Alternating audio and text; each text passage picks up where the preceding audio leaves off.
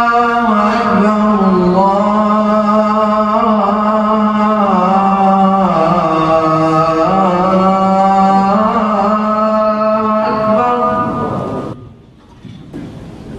الله الرحمن الرحيم. إن الحمد لله نحمده ونستعينه ونستغفره ونستهديه ونؤمن به ونتوكل عليه ونعوذ بالله العظيم من شرور أنفسنا ومن سيئات أعمالنا. من يهدي الله تعالى فلا مضل له ومن يضلل فلن تجد له وليا مرشدا. وأشهد أن لا إله إلا الله وحده لا شريك له، له الملك وله الحمد، يحيي ويميت وهو حي لا يموت، بيده الخير وهو على كل شيء قدير. وأشهد أن محمدا عبده ورسوله وصفيه وخليله، أدى الأمانة وبلغ الرسالة ونصح للأمة وكشف الغمة وتركنا على المحجة البيضاء ليلها كنهارها لا يزيغ عنها إلا هالك، فعليه أفضل الصلاة وأتم التسليم، وعلى آله وصحبه ومن استنى بسنته إلى يوم الدين. اللهم اجعلنا منهم ومن الذين آمنوا وعملوا الصالحات وتواصوا بالحق وتواصوا بالصبر. آمين يا رب العالمين. وأوصيكم ونفسي بتقوى الله عز وجل. وقد أمرنا بالحق وقال تعالى: يا أيها الذين آمنوا اتقوا الله حق تقاته ولا تموتن إلا وأنتم مسلمون. وقال تعالى: يا أيها الناس اتقوا ربكم الذي خلقكم من نفس واحدة وخلق منها زوجها وبث منهما رجالا كثيرا ونساء واتقوا الله الذي تساءلون به والأرحام إن الله كان عليكم رقيبا. يا أيها الذين آمنوا اتقوا الله وقولوا قولا سديدا يصلح لكم أعمالكم ويغفر لكم ذنوبكم ومن يطع الله ورسوله فقد فاز فوزا عظيما. ثم أما بعد, we begin by bearing witness that Allah subhanahu wa ta'ala alone is worthy of worship and unconditional obedience. And we testify that Muhammad sallallahu alayhi wasallam is his final messenger, our guide, our beloved sallallahu alayhi wasallam. We ask Allah to send His peace and blessings upon him, his family, his companions, and those that follow until the day of judgment. We ask Allah subhanahu wa ta'ala to make us amongst them. Allahumma ameen. Dear brothers and sisters, it's no secret that if we look at the world today, it is full of dhulm, it's full of oppression, it's full of transgression. And if you look at any individual cause, then those who are the victims of that cause will say, well, we are the only ones that are being struck with this, or we feel that way. We certainly feel like we're the only ones being struck with this. But at the same time, there will be another group of people that are also suffering dhulm that would say, well, why are you just focusing on them? Why aren't you just focusing on us? We have more people that have been killed. We have more people that are under oppression. You look at Syria and you say, oh, subhanallah, what kind of oppression is this? The blessing of us being able to come to the masjid today, and the people of Syria cannot even go to the masjid without fearing that one of the troops of Bashar, may Allah subhanahu wa ta'ala do away with him, will come and stab them in the back, literally, while they are coming to pray.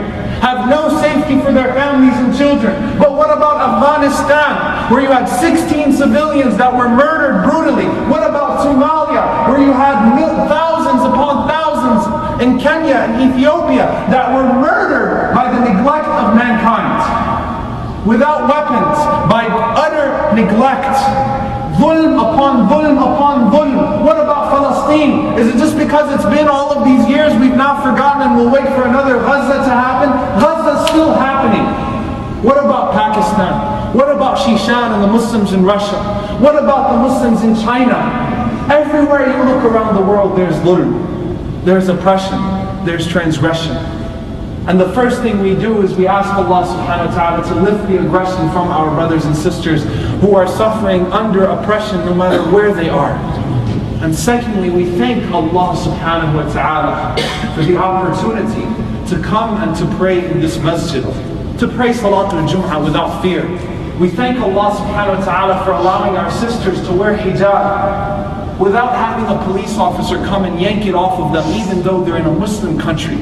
We thank Allah subhanahu wa ta'ala for the right of our children to live in safety, not having to worry about a member of the army coming and breaking down our door and humiliating us and raping our wives and killing our children. But with that thanks, there's amana.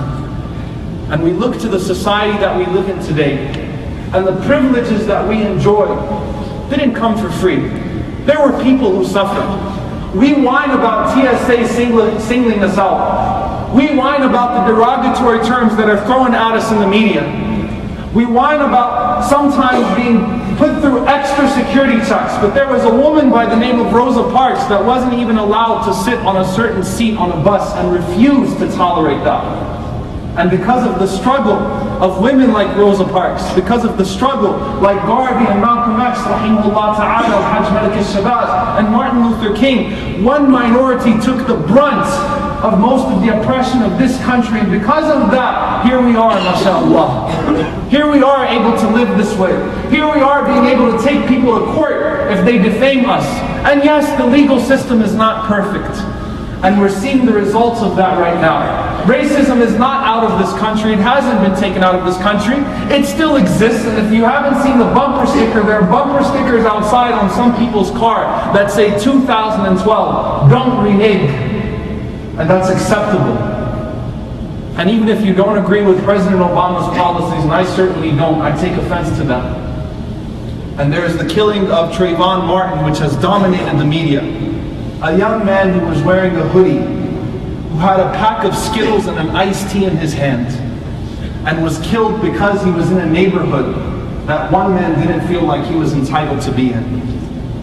And some people would say, well, maybe he was just at the wrong place at the wrong time. If you're like Geraldo, and I'm sure Geraldo from Mox News, I'm sure we have many people in our Muslim community that feel this way. He said he should have left his hoodie at home. He looks suspicious. But dear brothers and sisters, before we can talk about how messed up the world is and how messed up the community outside of the Muslim community is, I want to ask you a question. If Trayvon was Muslim and he walked into the masjid dressed the way he was, how would you feel about him? If he walked into the masjid and there happened to be $2 that were stolen or that went missing, who would be the first person that would be suspected of stealing? If he walked up to you and he was a Muslim, and he said, I would like to propose to your daughter, what would we say to him? And I want us to look deeply at our community for a moment here, with a critical eye. And let's be honest, everyone claims that most people would claim that they're not a racist, and I hope that all of us would make that claim. All of us would have the decency to at least admit racism is wrong. But in our everyday lives, in the way we treat our Muslim brothers and sisters, in the way we stereotype, can we truly make that claim? I'm not a racist, but I still find it okay to say words like abad and qallu. And I don't think there's anything wrong with that, because everyone's a slave of Allah, so it's okay to say the word slave. But if there is a brother, an African-American brother who actually understands what I'm saying, I'll be too shy to say it in front of him. But there's still nothing wrong with that, because you know what? Everyone is a slave of Allah. There's nothing wrong with what you said. But Abu Dhar said to Bilal, may Allah be pleased with them both, Yabna Sauda, O son of a black woman. He didn't say anything wrong. Bilal radiallahu anhu was black, and he was the son of a black woman. But Rasulullah sallallahu alayhi wa sallam said to Abu Dhar, you have in you some traits of Jahiliyyah, some of the leftovers of the pre-Islamic era. Not that you're ignorant, that there is some leftover from pre-Islam in you. But at least Abu Dhar radiallahu ta'ala anhu was man enough to admit it, and that's why he's a great Sahabi, and take account for his actions, and go to Bilal radiallahu anhu and put his face in the dirt and say, step on my face, put me back in my place. Well, we would say there's nothing wrong with that. People have left Islam because they came into the masjid and they heard those words being used, and they knew what it meant. There was a student at the University of Medina who left Islam because he heard the sheikh using those words. But it's okay, we're not saying anything wrong. It's not about what you said, it's about the perception. You hurt your brother. And all the categories that just fell into.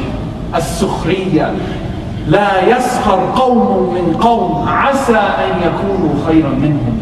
Let not a single one of you make a mockery of another group of people or another person, because they might be better than you.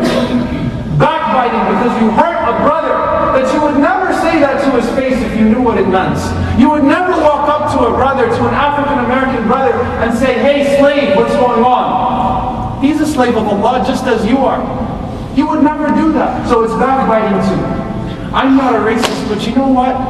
Everyone from Pakistan is like this, and everyone from Palestine is like this, and everyone from this country is like this. No, if you meet a Bangladeshi brother, if you meet an Egyptian brother, if you meet this person, they're like this. They have this trait inside of them. Now you've delved into Aqidah. You just accused Allah of being unjust.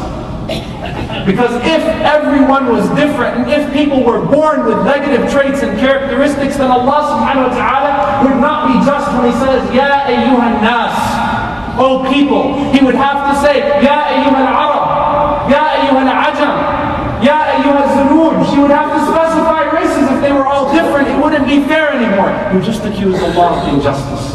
That's not from us. You just accused the Prophet ﷺ of just trying to have good PR, public relations, when he said there is no superiority of an Arab over a non-Arab, or a non-Arab over an Arab. You just accused him ﷺ. But in fact, as we know, as Ibn Khaldun said, it's the circumstances, everything from the weather to where that person was born, to all of the impacts of society upon that person that shaped him, his financial circumstances. But Allah subhanahu wa ta'ala did not create me better than you because my parents are Palestinian, or did not create you better than me because you're from India. We're all the same. That's what Allah subhanahu wa ta'ala says. I'm not a racist. But if someone comes asking for my daughter, I don't care what kind of deen and khuluq he has. Rasulullah said, إِذَا أَتَاكَ مَنْ تَرْضَوْنَ دِينَهُ وَخُلُقَهُ فَزَوِّجُوهُ. If someone comes to you with pleasing religion and pleasing character, you better marry your daughter to him. You have no right to say no. But then you say, no. They're Desi. They're Arab. I'm not going to let my daughter marry a Pakistani. I can't let that happen. No, he's an American. I don't care if he's a graduate from the Islamic University of Medina. He's an African American. He'll probably turn away. He probably wants something out of this. No, I'm sorry. You have to marry someone from our qabila, from our tribe. And you know what ends up happening, dear brothers and sisters? The realization of the hadith of the Messenger ﷺ that there would be much fitna and fasad, corruption and trial and tribulation. Because then your daughter ends up marrying someone with no deen and no khuluq, and still not from the race that you wanted. But who started that fitna? I'm not a racist, but you know, if someone walks in and he's from this country, I don't want him to be the imam. I don't want him to lead the salah. I don't trust his knowledge. He doesn't have fitrah. He was raised in an environment that says this and this and this and that. He doesn't understand Islam properly because he's not one of us. When Bilal radiallahu ta'ala anhu got on the Kaaba, and yes, you know what, Bilal's tajweed wasn't perfect either, radiallahu anhu. What did they say? Abdul Aswad yartaqi al-Kaaba. A black slave who stands on the roof of the Kaaba. The same thing. But I'm not a racist. And it's ironic because in the practical aspects of our lives, all of a sudden we separate ourselves and we say, you know what, I'm not a racist.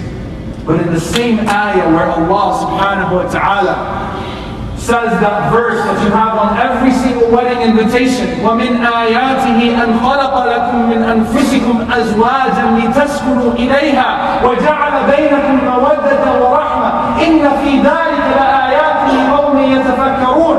That from the signs of Allah subhanahu wa ta'ala is He created for you spouses from yourselves, so that you may dwell in tranquility with one another, and place between you mercy and compassion. And that is a sign for those who think, you know, the pretty ayah that even the most secular wedding will have recited at the beginning and have on the invitation. What was the ayah before and what was the ayah after? وَمِنْ آيَاتِهِ أَنْ خَلَقَكُم مِّن تُرَابٍ ثُمَّ إِذَا أَنْتُمْ بَشَرٌ تَنْتَشِرُونَ. From the signs of Allah is that He created you from dirt. You, me, the African American brother, the Pakistani brother, the Indian brother, the Turkish brother, the Palestinian brother, the Egyptian brother. You were created from dirt and I was created from dirt. And that's not enough. The ayah that comes after, ومن آياته خلق السماوات والأرض واختلاف ألسنتكم وألوانكم إن في ذلك لآيات للعالمين. And from the signs of Allah subhanahu wa ta'ala is the creation of the heavens and the earth, and the difference in your language and in your skin color. Verily in that is a sign for those who have knowledge, al-alimeen, those who are in ignorance. Those who are in ignorance. These are the two ayat that come next to the marriage one. And you know what? The one in Surah Al-Hujurat, يَا أَيُّهَا النَّاسِ إِنَّا خَلَقْنَاكُم مِّن ذَكَرٍ وَأُنثَى وَجَعَلْنَاكُمْ شُعُوبًا وَقَبَائِلَ لِتَعَارَفُوا. O people, we have created you male and female, nations and tribes, so that you may get to know one another. We all talk about how beautiful that ayah is. Why don't you go 2 ayahs before it where Allah subhanahu wa ta'ala forbids you from mocking your brother, or from mocking a group of people? Allah Azza wa Jalla did not create anyone less because of his race. Allah subhanahu wa ta'ala did not make you superior because of your race. And had Allah subhanahu wa ta'ala put in you traits because of your race, then that is an accusation against Allah subhanahu wa ta'ala that Allah is unjust. But Allah Azza wa Jalla is not unjust with his servants. It is us who are unjust with one another. We ask Allah subhanahu wa ta'ala to forgive us for our shortcomings, to guide us to the straight path, to eliminate the things, the traces of jahiliyyah that we find in ourselves and our communities. And we ask Allah subhanahu wa ta'ala to make us acceptable in his sight and beloved to him subhanahu wa ta'ala. أقول قولي هذا وأستغفر الله لي ولكم ولسائر المسلمين فاستغفروه إنه هو الغفور الرحيم.